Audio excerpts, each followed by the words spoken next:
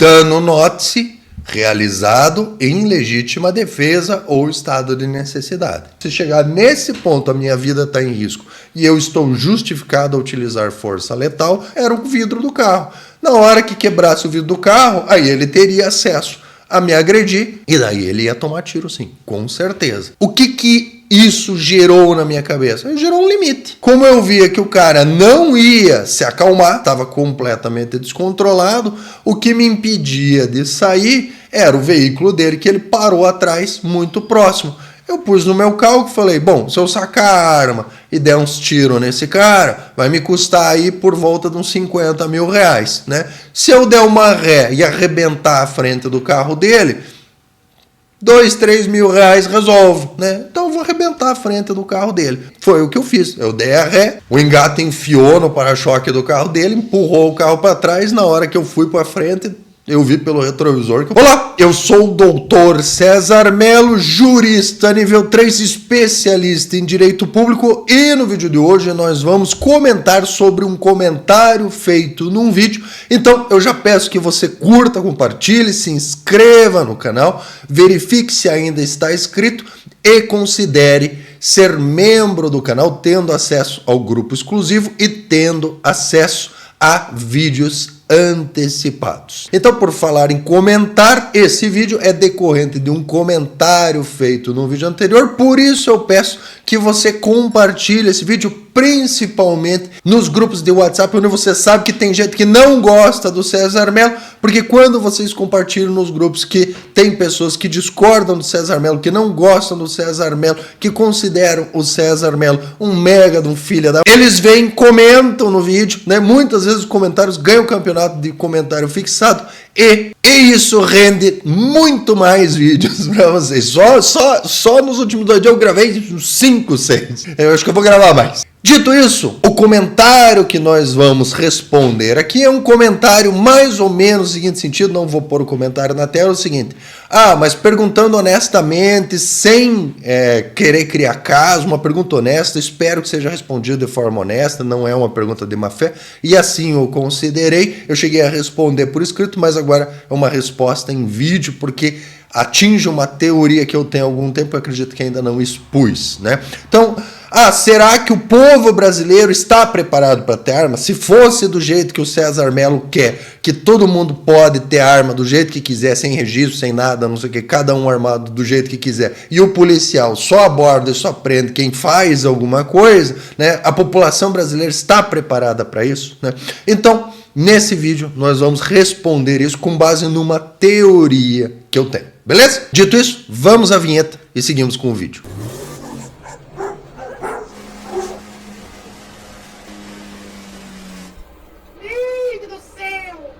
Então, pois bem, o assunto desse vídeo é a resposta à pergunta feita, né, por um colega ali num vídeo anterior.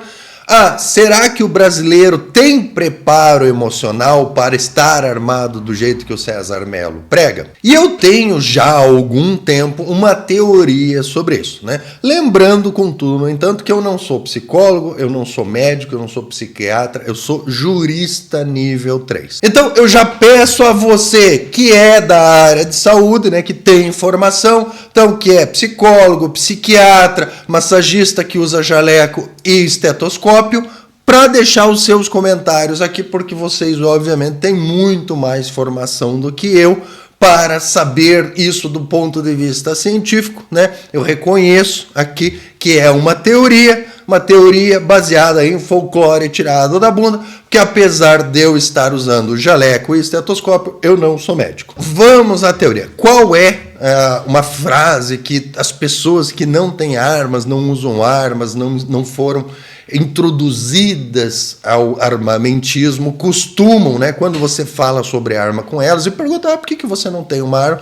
A resposta padrão que a gente recebe é a seguinte: não, eu não posso com arma, porque eu já passei por uma situação XYZ que se eu tivesse armado, eu teria matado a pessoa, né? Então, as pessoas, o que elas fazem? Elas refutam a opção de ter armas, justificando que elas não teriam controle emocional suficiente para ter uma arma, né? E eu tenho uma teoria sobre isso, que é uma teoria empírica, então 100% baseada nas minhas experiências, que é a seguinte: vocês sabem muito bem, quem segue o canal já há algum tempo sabe muito bem que eu não sou uma das pessoas com maior controle emocional aqui da internet, né? Eu acho que tem pessoas que têm controle emocional equivalente ao meu, elas só fingem melhor, né? Então eu tenho um certo nível de controle emocional, eu apenas tenho pouco sucesso em fingir que não o tenho. Efetivamente, assim como eu acredito que a maioria das pessoas tem, muitas vezes acabamos nos deixar levar pelas emoções e as emoções acabam falando um pouco mais alto no nosso comportamento, né? Isso significa que esse descontrole emocional me torna incapaz de ter e portar uma arma, né? A prova empírica demonstra que não, porque eu portei arma durante muito tempo, né? E durante o governo Bolsonaro, onde era possível portar uma arma licitamente em deslocamento para treinamento e competições, eu, né, como um atleta do tiro, né, um atleta de verdade, porque qual que é a definição de atleta de verdade? É aquele que pratica muito, muito mesmo, né? Então eu estava sempre em deslocamento para treinamentos e competições, né, mesmo que as atividades do dia a dia muitas vezes não me permitissem o meu objetivo de fazer o treinamento e a competição, mas em deslocamento eu estava sempre, o tempo todo, em deslocamento para treinamento e competição, e mesmo assim eu nunca tirei ninguém, nunca matei ninguém, apesar de ter me envolvido em situações de conflito normal do dia a dia, que são capazes de gerar irritação, exatamente as situações onde as pessoas hipoteticamente atribuem a situação de se eu tivesse armado, eu tinha feito uma besteira, né?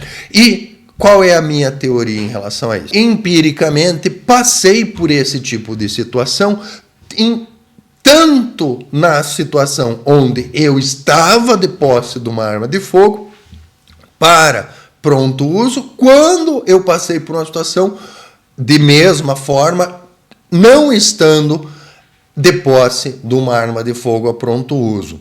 E uma coisa que eu notei é que a reação emocional que eu tive quando eu não estava de posse de uma arma de fogo foi muito mais substancial, foi muito mais forte. As minhas emoções variaram de forma muito mais importante quando eu não estava armado do que quando eu estava armado. E a partir disso, eu desenvolvi a seguinte teoria, e daí peço aos senhores que são da área que nos comentários me digam se a minha teoria tem algum fundamento, se não tem nenhum fundamento. Então vamos lá, qual é a teoria? A teoria é a seguinte: os seres vivos, especialmente os seres humanos, eles têm um instinto natural de sobrevivência que, quando postos em perigo, numa situação que identificam como perigo, geram um gatilho chamado lutar ou fugir. Então o que acontece? Quando a pessoa ou um animal se sente numa situação de perigo, a psique dela passa a fazer uma avaliação onde ela pensa se ela deve lutar ou fugir. E a maioria das situações onde os seres humanos entram em conflito, especialmente considerando a tal da briga de trânsito, ou muitas vezes situações de conflito social, né? Então, por exemplo, uma discussão num órgão público, uma discussão numa fila, alguma situação desse tipo, o problema que ocorre é que a opção de fugir não está presente. Então, vou desenhar para vocês aqui, esclarecer a situação. Imagine uma briga de trânsito, né? Você foi lá, fez uma ultrapassagem, fez alguma coisa que a outra pessoa não gostou, certo? E daí o que ela faz? Ou porque o engarrafamento parou, ou porque ela veio e te fechou no caminho, certo? O fato é que você não tem a opção de sair daquele local. Certo? Você não tem opção de sair daquele lugar. Você está preso dentro do carro, né? E daí vem a pessoa na sua janela e fica discutindo, fica te xingando, fica fazendo esse tipo de situação, né? O que acontece nessa situação? O gatilho, lutar ou fugir, ele é acionado. ele é acionado. Só que a opção de fugir, se você está preso dentro do carro, ou vamos dizer, uma discussão no elevador, você está preso dentro do elevador, ou vamos pensar em uma situação onde você está numa repartição pública, ou porque você está obrigado a estar lá para resolver um problema que o Estado lhe impôs, ou para tentar obter uma licença que você precisa, a opção de fugir, ela não está presente. E é a essa não presença da opção de fugir que eu atribuo a essa sensação que as pessoas têm de eu vou matar esse cara, né? Se eu tivesse uma arma, eu matava. E essa sensação está equivocada. Por quê? Porque, na minha experiência empírica, a intensidade do lutar, da vontade de lutar, ela está diretamente ligada à sua sensação de impotência e de incapacidade de se defender, né? Todo mundo sabe, todo mundo tem a teoria, todo mundo concorda com a teoria, que muitos animais, eles não vão atacar as pessoas, mas se você acuar, ele vai atacar, né? Então tem uma série de animais, o pessoal recomenda assim, olha, o animal é peçonhento, o animal é perigoso, o animal, mas tome o cuidado de não acuar o animal, que ele vai seguir a vida dele, ele é capaz de lhe agredir, ele é capaz, mas ele vai seguir a dele. Se você deixar ele em paz, ele vai te deixar em paz. Agora, se você acuar, ele vai te atacar, certo? E o mesmo acontece com o ser humano, né? Então, você está preso dentro de um carro, tem um maluco lá do lado de fora do carro te chamando para briga. Você é uma pessoa desarmada, você não tem capacidade de se defender naquele momento. Muitas vezes a pessoa vem, né, lhe abordar com um pedaço de pau na mão, com alguma coisa na mão, né, ela está relativamente armada, ou ela pode estar armada, quem garante que não é um valoroso servidor da segurança pública, né, que tem autorização estatal para estar armado e abusar da autoridade sempre que quiser, né? Quem garante? Né? Ninguém garante. Então, isso é o que faz com que você, naquela situação, tenha essa reação extrema, né? Esse sentimento de se eu pudesse eu matava, né? Por quê?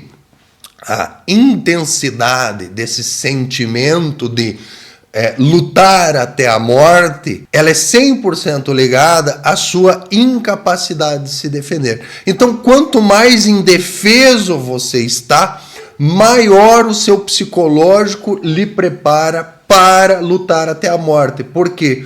Porque se você está preso dentro do carro e tem uma pessoa batendo na sua janela, na prática, a sua vida está nas mãos dessa pessoa. Se essa pessoa resolver lhe agredir a ponto de lhe matar, você vai morrer.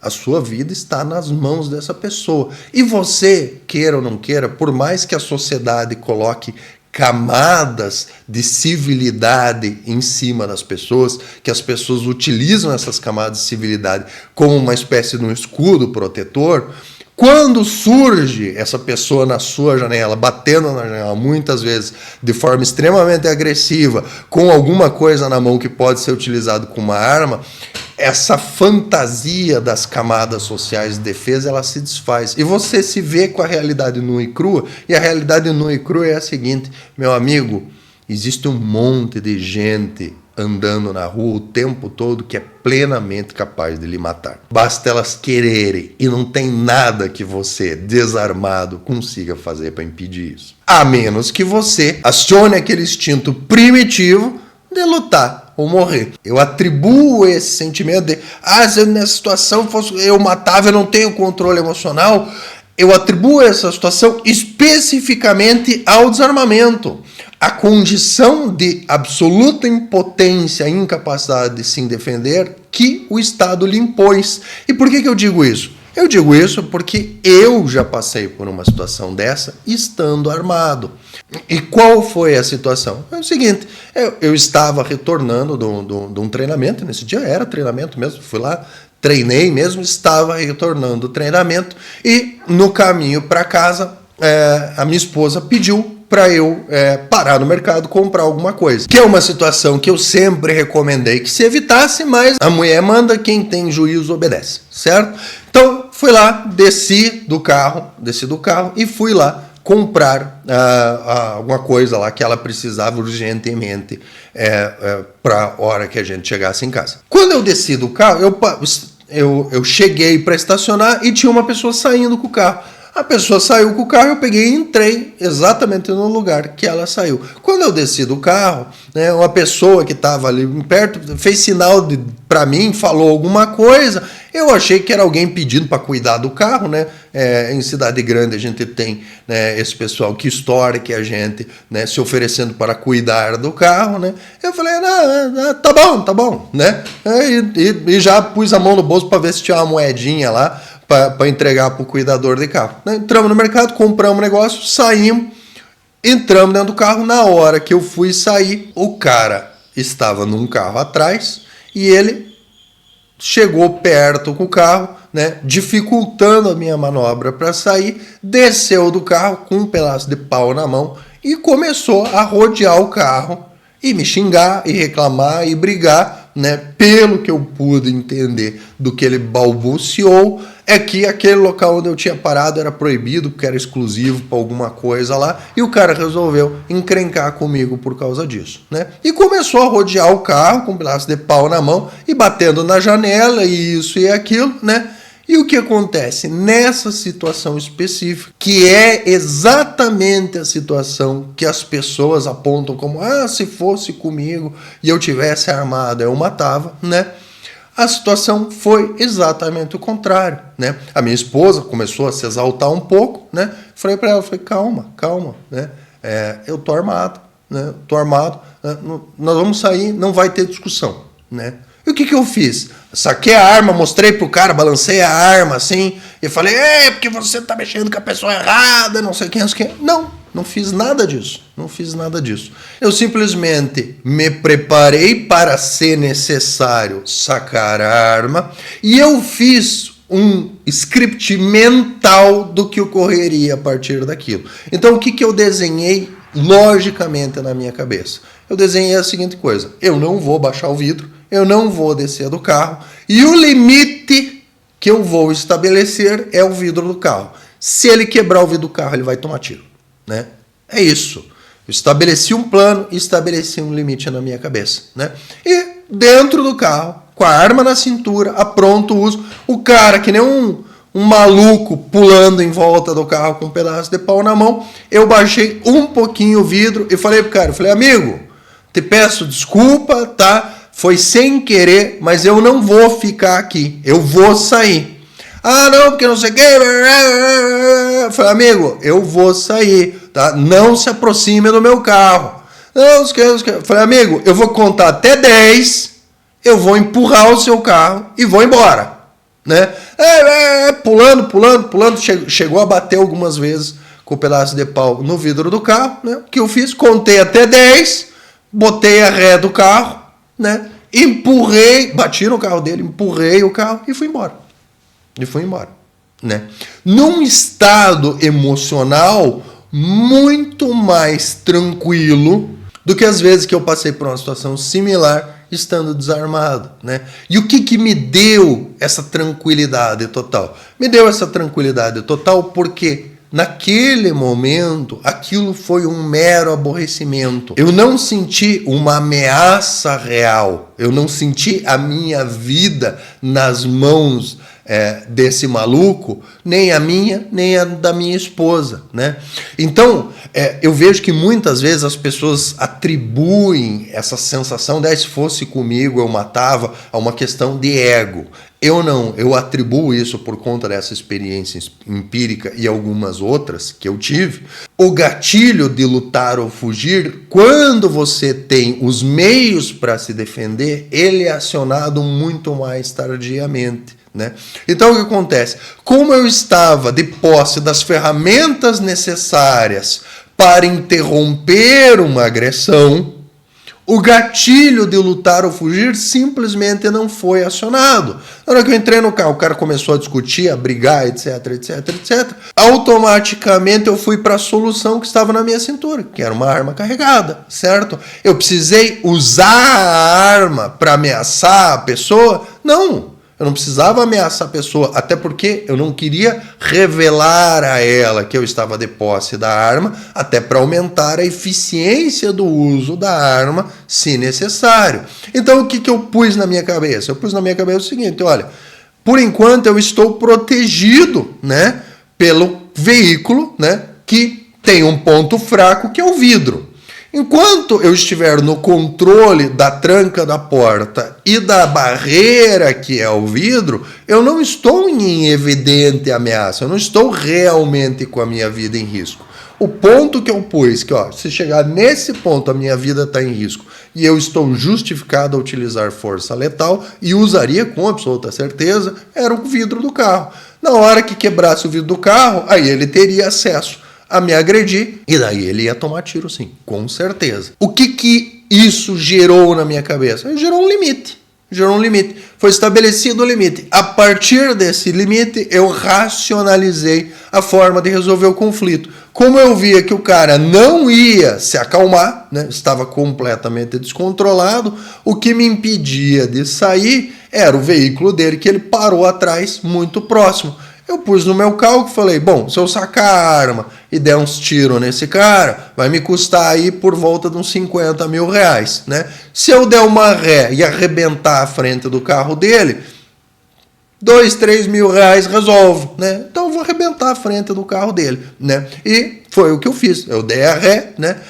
Tava com a caminhonete, com o engate. O engate enfiou no para-choque do carro dele, empurrou o carro para trás. Na hora que eu fui para frente, eu vi pelo retrovisor que o para-choque foi junto, ficou no meio da rua. O para-choque do cara e eu fui embora. Fui para casa. Estou até hoje aguardando o processo judicial relativo ao dano ocasionado ao veículo do rapaz. Dano, note-se, realizado em legítima defesa ou estado de necessidade, né?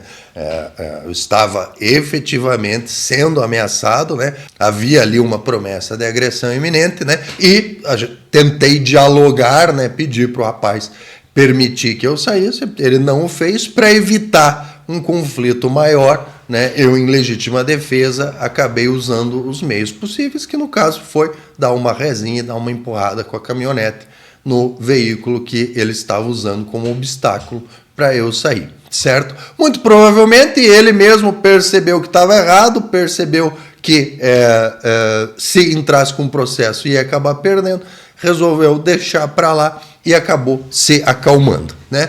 O ponto importante nisso é a teoria do lutar ou fugir. Então, o argumento a ser colocado para as pessoas que dizem se fosse comigo eu matava, o argumento a ser colocado é o seguinte, não, você só tem essa sensação, você só tem essa reação de se fosse comigo eu matava, porque o Estado te torna absolutamente indefeso e daí qualquer pessoa que queira tem sim a capacidade de ameaçar e muitas vezes atentar contra a sua vida. E como a questão da segurança pública não passa de uma fantasia, né? A polícia está aí para depois recolher o corpo e, se sobrar tempo, né, dentre as diversas tarefas que eles têm de combater crimes imaginários, punir a pessoa que lhe assassinou. Então, na prática, não há nada, absolutamente nada, que impeça uma pessoa de atentar contra a sua vida, mesmo que você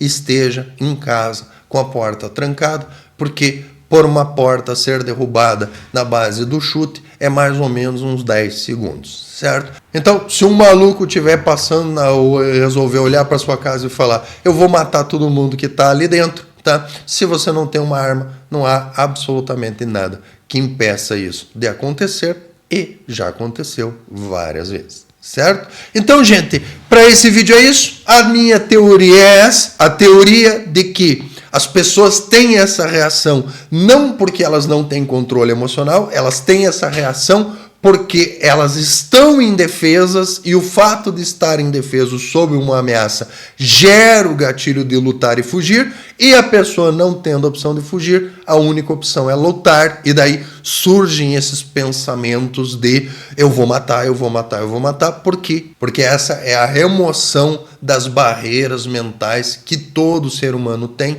com exceção dos psicopatas, que tornam muito difícil para a maioria das pessoas, agredir um ser humano até a morte. Então, quando você tem esse gatilho de lutar ou fugir, e a única opção é lutar, essas amarras elas são removidas para que você efetivamente tome as medidas necessárias para sobreviver, né?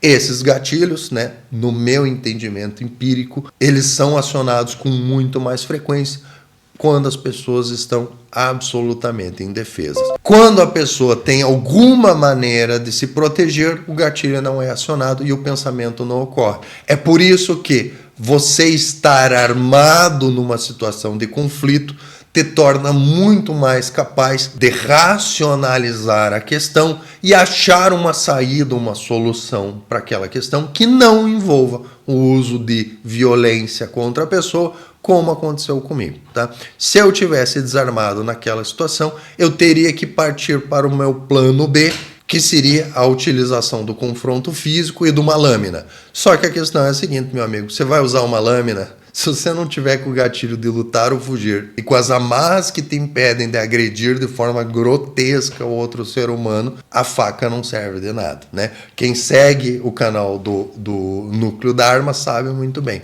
A faca serve? Serve, mas você vai ter que ser muito, muito agressivo para interromper uma pessoa utilizando uma lâmina. Então a arma de fogo é um instrumento que te permite se defender de forma muito mais racional e muito menos emocional, justamente por conta da eficiência que ela possui. Quando você tiver uma arma de fogo e souber usá-la, muito provavelmente numa situação de conflito você conseguirá sair muito melhor sem o uso da violência do que não estando de posse de uma arma de fogo. Beleza? Então para esse vídeo é isso. Até o próximo. Pois bem, esperar a cachorrada latir